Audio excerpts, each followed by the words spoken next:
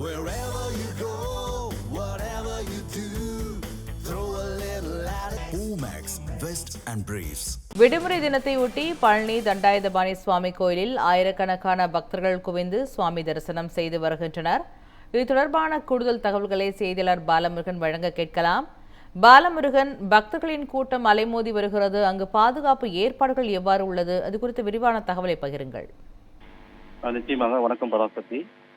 இன்று ஆடி 3ஆம் நாள் சஷ்டி, வளர்பிறை சஷ்டி, ஞாயிறு விடுமுறை என்பதால் இன்று பழனி முருகன் கோவிலில் அலமோதிய பக்தர்கள் கூட்டம். ஆடி மாதத்தின் 3ஆம் நாள் இந்த சஷ்டி திதி மற்றும் ஞாயிற்றுக்கிழமை வார விடுமுறை ஆகிய ஒரே நாளில் அமைந்ததை ஒட்டி திண்டுக்கல் மாவட்டம் பழனி அருள்மிகு தண்டபாணி சுவாமி திருக்கோவிலில் பலருக்கணக்கான பக்தர்கள் சாமி தரிசனத்துக்காக குவிந்தனர்.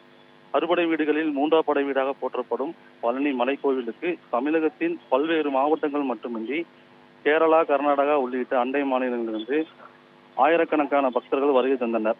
அதிகாலை முதலே பக்தர்கள் புனித நதியான சண்முக நதி, இடுமன் குளம், சரவண பொய்கை ஆகிய குளங்களில் முடி காணிக்கை செலுத்திவிட்டு நீராடி விட்டு வந்தனர். அதிகாலை முதலே அடிவாரம், சன்னதி வீதி, கிரி வீதி மற்றும் மலைக்கோவில் வளாகம் முழுவதும் பக்தர்கள் கூட்டம் அலைமோதியது. இந்த கூட்ட நெரிசலை சமாளிக்கும் வகையில் குடமுழுக்கு நினைவரங்கு வழியாக மலைக்கோவிலுக்கு செல்லும் ஒரு வழிப்பாதையும், மலைக்கோவிலிருந்து கீழே இறங்கும் பக்தர்களுக்கு படிப்பாதை வழியாகவும் தனி வழிப்பாதையாகவும் கோவில் நிர்வாகம் ஏற்பாடு செய்திருந்தது. பொது தரிசனம் அதில் பார்த்தீங்கன்னா 10 ரூபா டிக்கெட்டு மற்றும் 100 ரூபா தரிசன வரிசைகளில் அனைத்து பக்தர்கள் நீண்ட நேரம் காத்திருந்தனர். இந்த பக்தர்கள் மின் இழுவை, ரயில் விஞ்சு மற்றும் ரோப் கார்களில் நிலையங்களில் டிக்கெட் வாங்குவதற்கு சுமார் 2 மணி நேரம் காத்திருந்து வெளியே சூழ்நிலை ஏற்பட்டது. மேலே கோவிலில் உள்பிரகாரம், ராஜகோபுரம், தங்கரத நிலையம் ஆகிய பகுதிகளில் பக்தர்கள் கூட்டம் நிரம்பி வழிந்தது. பக்தர்கள் பல குடும்பத்துடன் வந்து காவடி, பால்குடம், அலகு குத்தி உள்ளிட்ட நேர்த்திக் கடன்களை நிறைவேற்றி அரோகரா முழக்கத்துடன் பக்தி பரவசமாக சாமி தரிசனம் செய்து வந்தனர்.